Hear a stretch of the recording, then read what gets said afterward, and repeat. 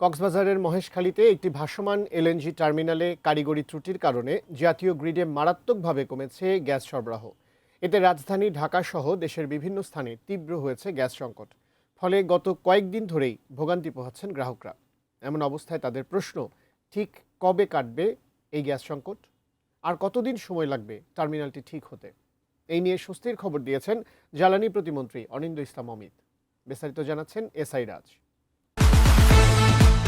এখানে আমাদের 300 টাকার গ্যাসের দরকার, ওখানে 100 টাকা 120 টাকার, আমাদের সারাদিন হয় না। পেটের ভাতেই চলতেছে না, জমা দেবো কিভাবে? গ্যাসের খুবই সংকট। আমি সকালবেলা গ্যাস বেড়ে একবার আসা যাওয়া করতে পারি, তারপর আর ডিউটি করতে পারি না। সমুদ্রে থাকা ভাসমান এলএনজি টার্মিনালে ত্রুটির কারণে দেশ জুড়ে আরও তীব্র হচ্ছে গ্যাসের সংকট। গত কয়েকদিন ধরেই ক্রমাগত বাড়ছে ভোগান্তি।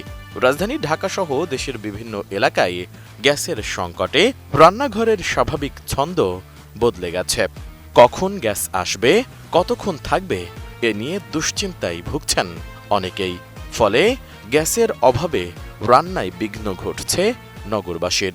সকালও না বিকালও না, কোন সময় রাতের 12টা একটা একটু করে আসে আবার চলে যায়। আমাদের এখানে 10টা ভাড়াটিয়ে সিরিয়াল ধরে থাকে, কেউ রান্না করতে পারে না। শুধু গৃহস্থলী নয়, ফিলিং স্টেশনগুলোতেও গ্যাস নিয়ে চলছে তীব্র হাহাকার। 4 থেকে 5 ঘন্টা লাইনে থেকেও চাপ না থাকায় পর্যাপ্ত গ্যাস পাচ্ছেন না চালকরা। এতে কর্মঘণ্টা নষ্ট হওয়ায় আর্থিক ক্ষতির মুখে পড়ছেন ভাড়ায় চালিত গাড়ি চালকরা। মানে জ্যামজট লাগতেছে। নতুন বাংলাদেশ গড়তে এলো জুলফিকার স্টিল। জুলফিকার স্টিল মানে জ্যামজট লাগতেছে, আমরা কিন্তু কোনোভাবে কোলাবার পাচ্ছি না। আমাদের যান্ত্রিক কোনো ত্রুটি নাই, কিন্তু জাতীয় গ্রিডে গ্যাস কম থাকার কারণে আসলে আমাদের প্রেশার অনেকটা ডাউন।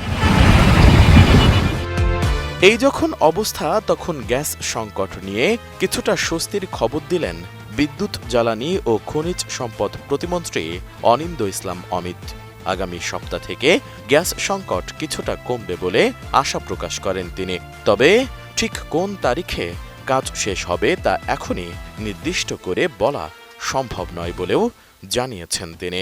দুপুরে সচিবালয়ে সাংবাদিকদের সঙ্গে আলাপকালে এ তথ্য জানান প্রতিমন্ত্রী। দেখা গেছে অনেক পাম্পে প্রেশার থাকে না, লরি গাড়ি লাগিয়ে রাখে, এর জন্য প্রেশার পাই না। এক পাম্পে আরেক পাম্পে যেতে হয়, 2 ঘন্টা 3 ঘন্টা সিরিয়াল ধরে বসে থাকতে হয়, তখন তো আমরা টিপ মারতে পারি না, জমা তুলতে পারি না। প্রতিমন্ত্রী সাময়িক সংকটের জন্য জনগণের কাছে আন্তরিকভাবে দুঃখ প্রকাশ করে বলেন, এই ত্রুটি সরকারি প্রতিষ্ঠানের নয়, বেসরকারি প্রতিষ্ঠানের। তাদের সঙ্গে যৌথভাবে কাজ করছে সরকার। আগামী সপ্তাহ থেকে পরিস্থিতির উন্নতি হবে বলে আশা প্রকাশ করেন তিনি। বাসা বাড়িতে আমাদের মা বোনেরা, যারা গৃহিণীরা সংসারের রান্নার কাজে প্রতিদিন তারা চ্যালেঞ্জ অনুভব করছেন। ইন্ডাস্ট্রিজগুলো তাদের প্রোডাকশন তাদেরকে কম্প্রোমাইজ হয়েছে। সিএনজি স্টেশনগুলো আপনার গণপরিবহনের ক্ষেত্রে একটাই হয়েছে। এই কারণে আমরা আন্তরিকভাবে দুঃখ প্রকাশ করছি জনগণের কাছে। জ্বালানি প্রতিমন্ত্রী বলেন, আমদানিকৃত গ্যাস এবং দেশীয় উৎপাদন দিয়েও চাহিদার পুরোটা পূরণ করতে পারছে না। সমাধানে বিকল্প উৎস খোঁজা হচ্ছে, বিকল্প প্রযুক্তি নিয়েও ভাবছে সরকার। এছাড়া ভোলার উদ্বৃত্ত গ্যাস পাওয়ার প্ল্যান্ট ও ইন্ডাস্ট্রিতেও সরবরাহ নিয়ে কাজ চলছে বলে জানান প্রতিমন্ত্রী। আমরা এই মুহূর্তে তাৎক্ষণিক আমরা সমাধান দিতে পারছি না, এটা আমাদের সীমাবদ্ধতা। আমরা এই জন্য বারংবার এটার জন্য দুঃখ প্রকাশ করছি, কিন্তু আমরা একেবারে 24/7 আমাদের টিম তাদের সাথে একান্তভাবে কাজ করছে। আমরা যেটা বললাম যে আমরা আশা করছি আগামী সপ্তাহ থেকে পরিস্থিতি উন্নয়ন হবে ইনশাআল্লাহ। এ সময় গ্যাস নিয়ে বিগত সরকারের নীতিহীন স্বল্প মেয়াদী প্রকল্প গ্রহণের সমালোচনা করে টেকসই সমাধানের দৃঢ় অঙ্গীকার ব্যক্ত করেন বিদ্যুৎ, জ্বালানি ও খনিজ সম্পদ প্রতিমন্ত্রী অনিন্দ ইসলাম অমিত। এসআই রাজ, এটিএন নিউজ, ঢাকা।